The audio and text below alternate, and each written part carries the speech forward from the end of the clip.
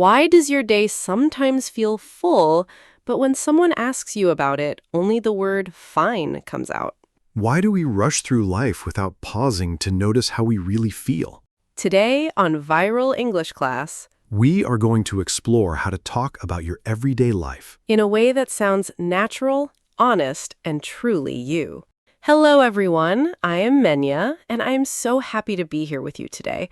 You know, Robio and I have been doing this podcast for a while now, and every time we sit down to talk with you, it feels like we are all gathered in one cozy little room together. Like we are friends, you know? We're not just teachers, we're learning alongside you, and that is what makes this so special.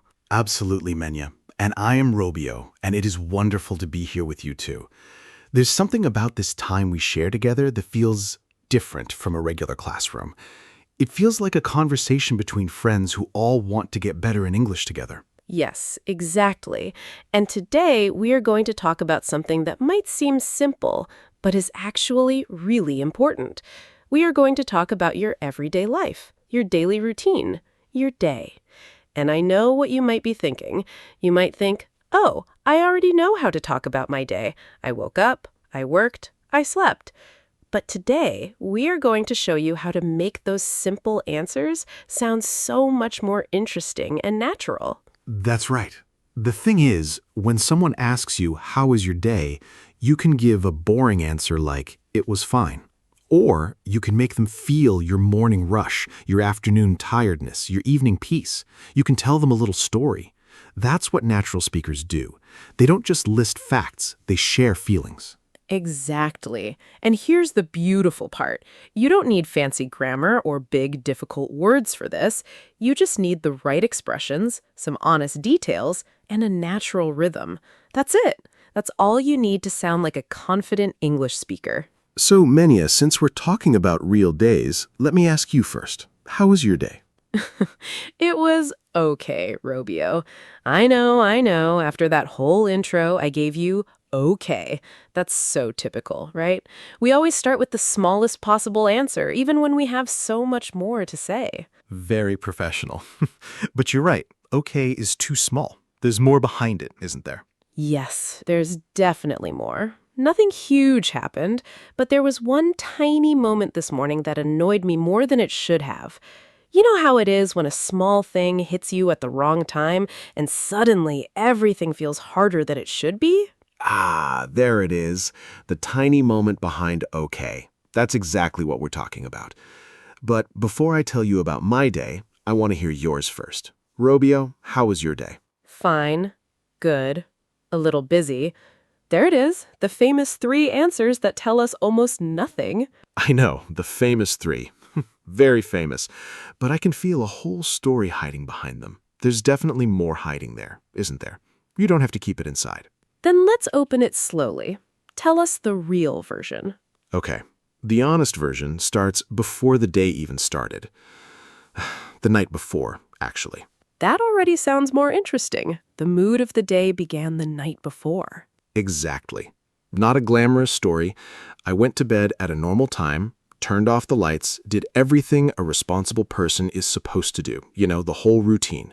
Brush teeth, set my alarm, everything correct. But my brain said, no thank you. Tonight, we're going to have a meeting. I know that kind of night.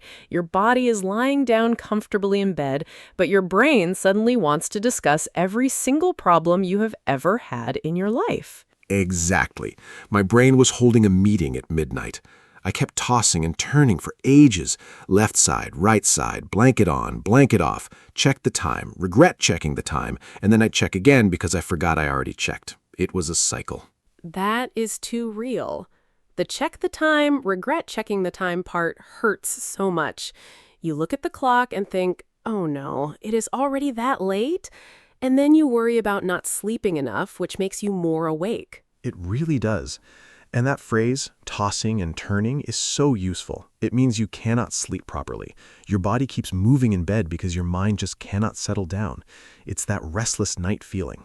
Yes, that is it. And the worst part is, the more you tell yourself, I need to sleep now. I really need to sleep. Why am I not sleeping? The more awake you become. It's like trying to force water through a closed fist. The harder you push, the more it slips away. That is painfully accurate. That is exactly how it feels. So by the time morning came, I was awake, but not in a strong way. More like my eyes opened before the rest of me agreed to it. My body was awake, but my soul was still under the blanket somewhere. So your body started the day, but your soul was still under the blanket. That is such a good way to describe it. And then what happened? And then my alarm rang. You know that moment when the alarm goes off and you know you should get up, but your body is still in negotiation with your brain? I turned it off, closed my eyes for 1 second, and nearly dozed off again. Ah, the dangerous just one more minute moment. That is the most dangerous part of the morning. Very dangerous. That 1 minute can become 20 minutes so quickly. And then suddenly it's not one more minute anymore. It's a whole mystery of where your morning went. Yes, 1 minute becomes a whole mystery. And then you're late and you feel rushed and everything starts wrong. Exactly. So that was my morning. I woke up tired, and because I was tired, I felt on edge. My whole body felt tense and jumpy, even though nothing terrible had happened yet. On edge, like tense, not fully relaxed. That's a really useful phrase, by the way. If you're on edge, you feel tense, nervous, or easily upset. Nothing huge has to be wrong. You just feel that tight feeling inside, like something might go wrong at any moment. Exactly. Nothing terrible had happened yet, but I felt a little jumpy. My phone sounded too loud when it rang. My coffee took too long to make. Even my shirt felt like it had a personal problem with me today. Your shirt was innocent, Robio. That poor shirt was just trying to exist. Maybe, but in that moment, I did not trust it. You know how it is when you're tired. Everything feels slightly wrong, even when nothing actually is wrong. Yes, I completely understand that. And see, this is what makes the answer more real. Instead of saying, my morning was bad, you're showing the feeling behind it. You're letting the other person feel what you felt. So you could say, to be honest, my morning started rough. I tossed and turned at night, almost dozed off after my alarm, and woke up feeling on edge. That already sounds like natural English. Not too much, just enough. It paints a picture without using complicated words. Exactly. And it sounds so much more interesting than just saying, it was okay. And what about you? Do your mornings start peacefully, or is there also a little drama hiding there? Well, to be honest, my alarm and I still have a complicated relationship. It's a long-term conflict that has been going on for years. Some days I wake up calm, and other days I'm already on edge, thinking of my to-do list before my feet even touch the floor. My brain starts planning while my body is still horizontal. That is so real. Your body is still in bed, but your brain is already at work, already running through everything you need to do. It's like your mind is running a marathon before breakfast. Exactly. My mind is already running the marathon before breakfast. So when I notice that happening, I try to pause for 10 seconds. Just breathe. No phone, no messages, no checking anything. Just a small reset. That tiny pause probably helps you feel more at ease. Yes, more settled. Like my body finally says, okay, I'm safe. Let's begin. You know, I like that because a morning doesn't need to be perfect. Sometimes it just needs a softer start. You don't have to jump out of bed running. You can give yourself permission to start slowly. Exactly. And that's a good way to describe your morning in English, too. Not just what you did, but how you entered the day, how the day felt. Funnily enough, I used to grab my phone first thing every morning, scroll through messages before I even got out of bed. But now I try to sit for 1 minute before touching it, just one quiet minute. Really? That's growth. That's real personal growth. Small growth, very small, but real. It took me a long time to build that habit, but now I notice the difference. And what happens if you check your phone too fast? I zone out, lose track of time, and then I have to rush. Everything becomes hurried and stressful. So now I save the phone for later and try to keep the morning quiet before I need to knuckle down at work. I protect that first little bit of time for myself. That makes sense. So you're not trying to be perfect in the morning, you're just protecting your focus. You're giving yourself a chance to start the day in a calm way before all the noise begins. Yes, and then coffee number 2 becomes my real manager. Coffee number 2 sounds strict. Very strict, very effective. It really is. The first coffee is just to get the engine started. The second coffee is to actually get things done. Okay, so we have the morning, the alarm drama, the tired brain, the small reset. Then comes the next big part of the day, work. The real game begins. And this is where my day was busy becomes too small again, isn't it? Right, because some work days aren't just busy. Some mornings feel completely swamped. Everything arrives at once. Oof, yes. Swamped is the perfect word for those mornings when everything arrives at once. Messages, meetings, small problems, people asking for updates, everything piles up and your brain says, "Excuse me, one at a time, please?"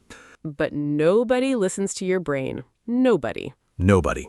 And sometimes things appear out of nowhere. You finally sit down to focus on one thing and then a message pops up. Urgent. Another email. Urgent. A meeting change. Also urgent. Everything is urgent. And suddenly your calm morning feels very far away. Ah, yes. The surprise task enters the room without knocking. Very rude. And on those mornings, I have to remind myself, do not fight the whole day at once. Choose one thing. Just pick one thing and do that first. That is actually very practical, because when I'm swamped, I try to answer everything at once, and then I finish nothing. I feel active, but I'm just spinning. Nothing really gets done. Same feeling. Spinning without moving forward. That is when I have to knuckle down. I close the extra tabs, stop checking every notification, and focus on the one thing that really matters. That one task that will make the biggest difference. That feels like the turning point. The day is still busy, but now you're not letting it pull you in 10 directions. You're moving in one direction instead of being pulled everywhere at once. Yes, that is it. I'm not magically calm, but at least I'm moving in one direction. And your coffee gets cold, right? During all of this stress, your coffee just sits there, getting colder and colder. Always, cold coffee is the official symbol of a swamped morning. The cup is just sitting there like, remember me. I was warm once. I was nice once. Poor coffee. But looking back on it, those busy mornings can feel satisfying when you handled them well. At the time, it feels messy. But later you think, actually, I did not panic. I handled it.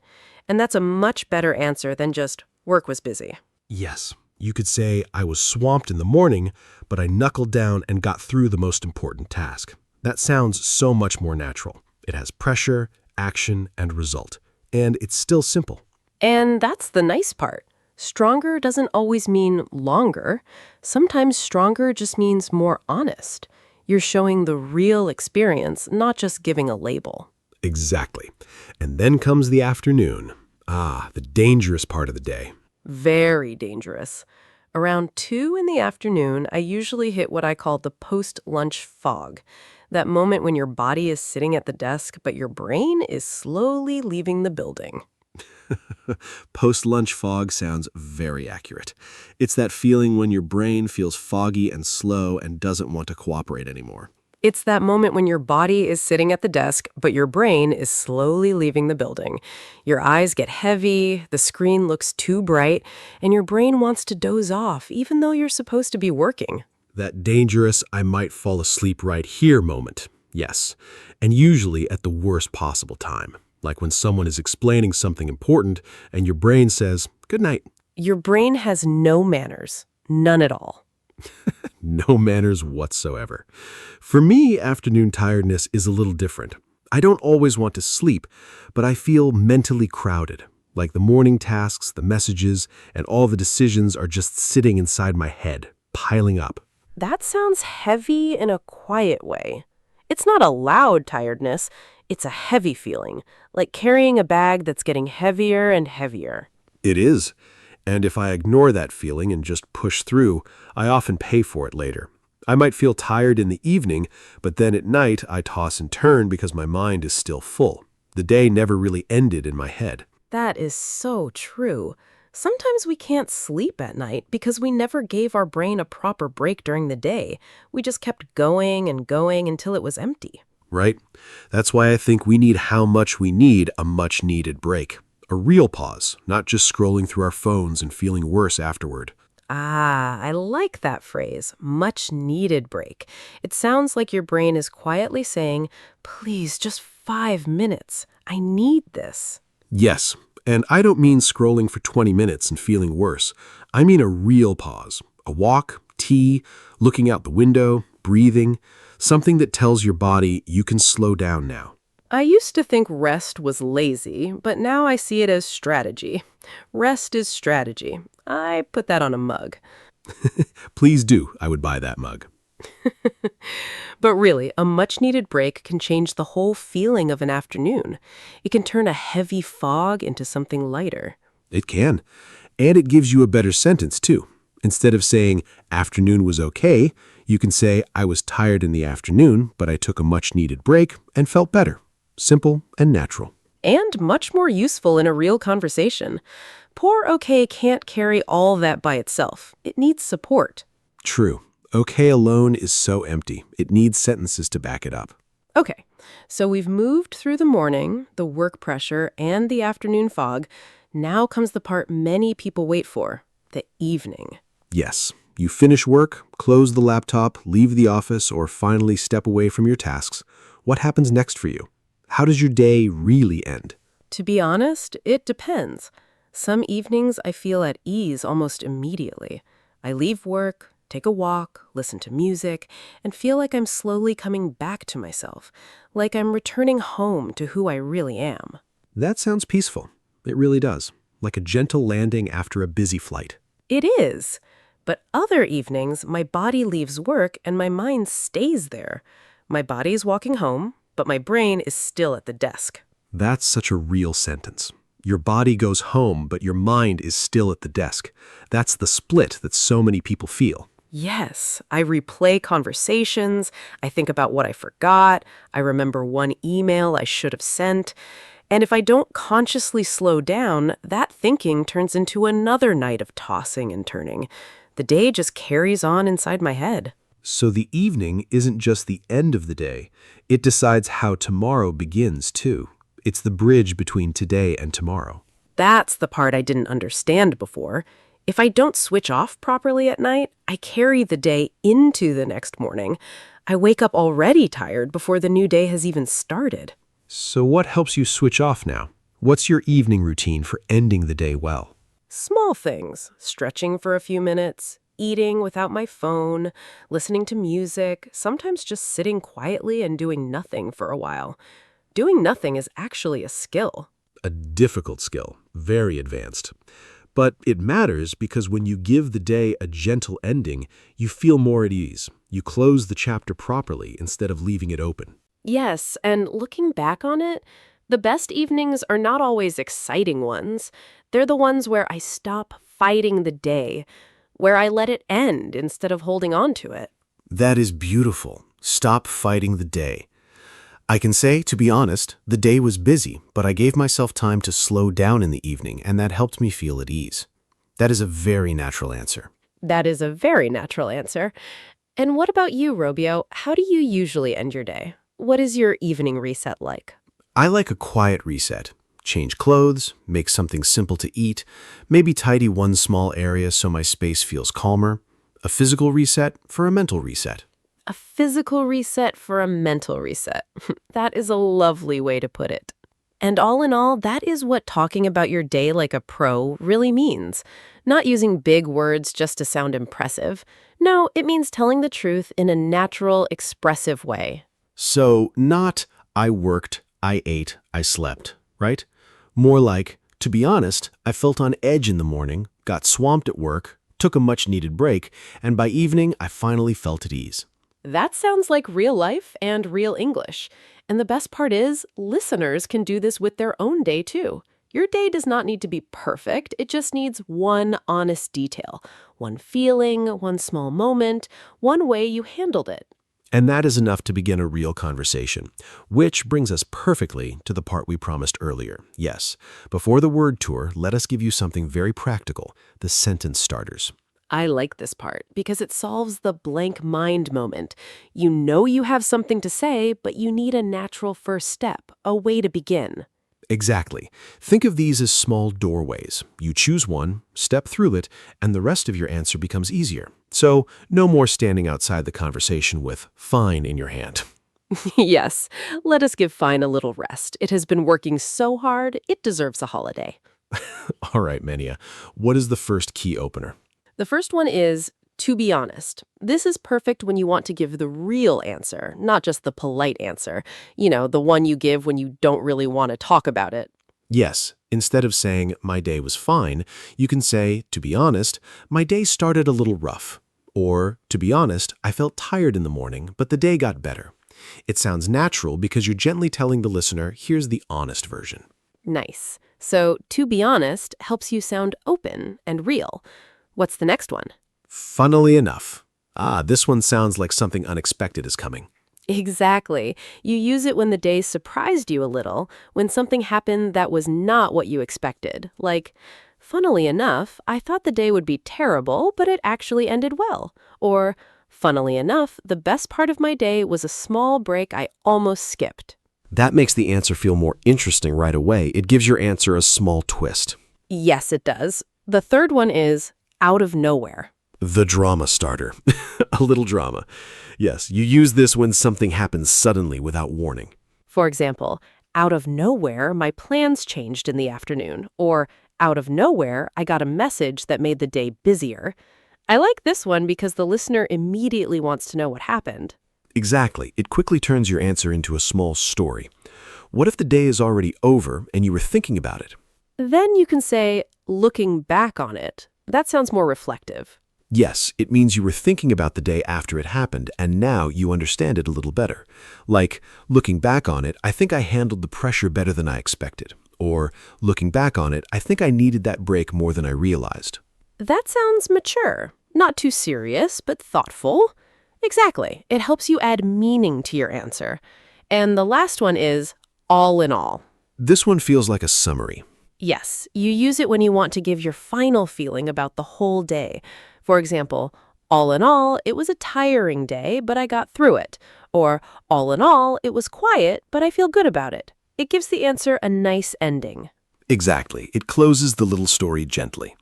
Okay, Mania, can we try them quickly? You ask me the question. Yes, I will ask you. Jake, how was your day? Sorry, Robbio. Old habits. Robbio, how was your day? I'm ready. To be honest, it started a little rough, but it slowly got better. Nice.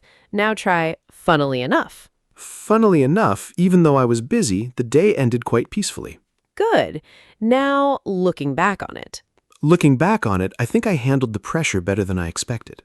Beautiful. See, these answers are not long, but they sound natural, and they're much better than just saying fine.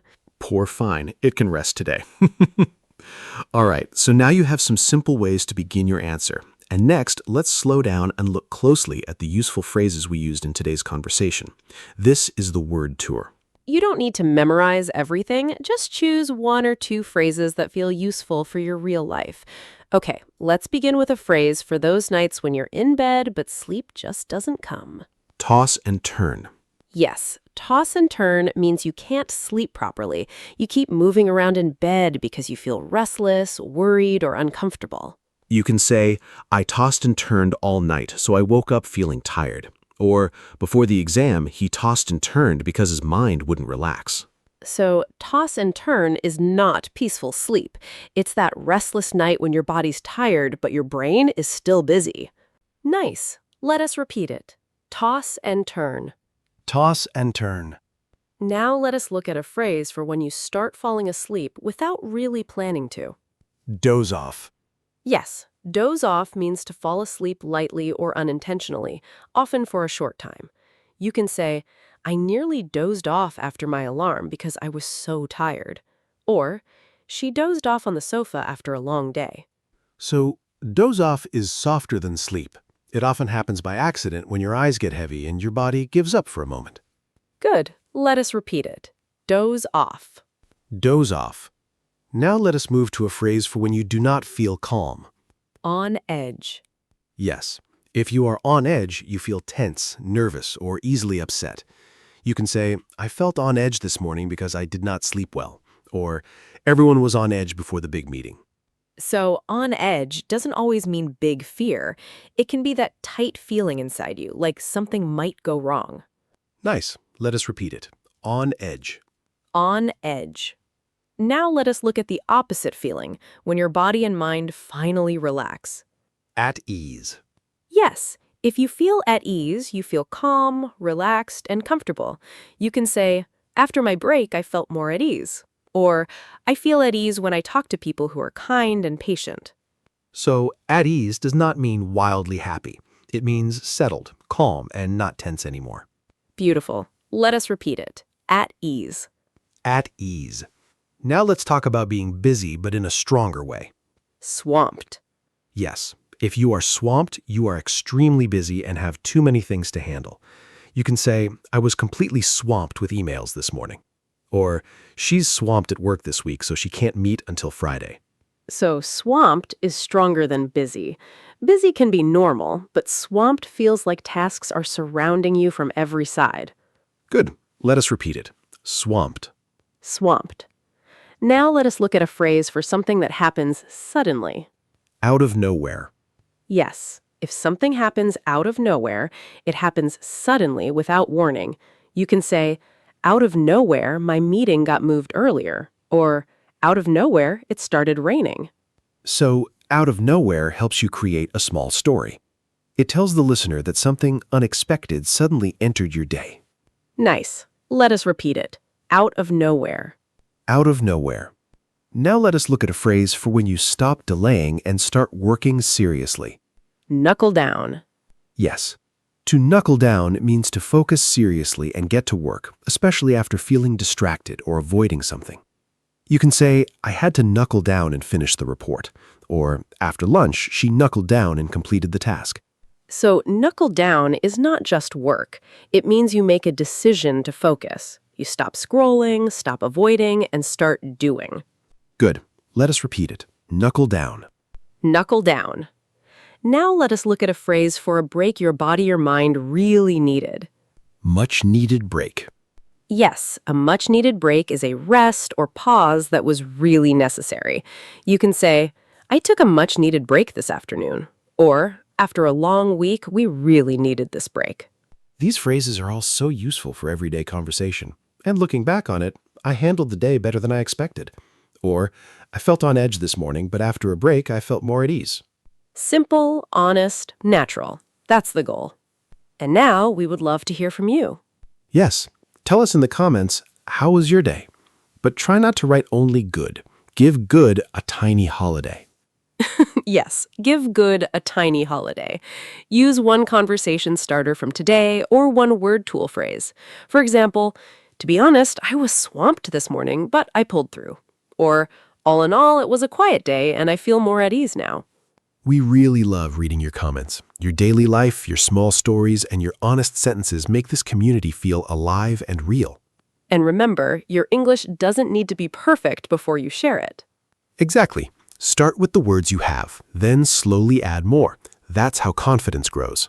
If this episode helped you, please like, subscribe, and share it with another English learner who wants to speak more naturally. And this week, try one small challenge. When someone asks, how was your day? Don't stop at fine. Add one feeling, one small moment, or one phrase from today. That's enough to turn a short answer into a real conversation. Take care of your English and take care of your heart. This is Minya, And this is Robio. and you have been listening to Journey English Daily. Thank you for spending this time with us today. We will see you in the next episode. Take care, everyone. Your progress doesn't end here. To continue advancing your English skills, click on the next video or explore the additional videos we have thoughtfully selected for you. We'll see you soon.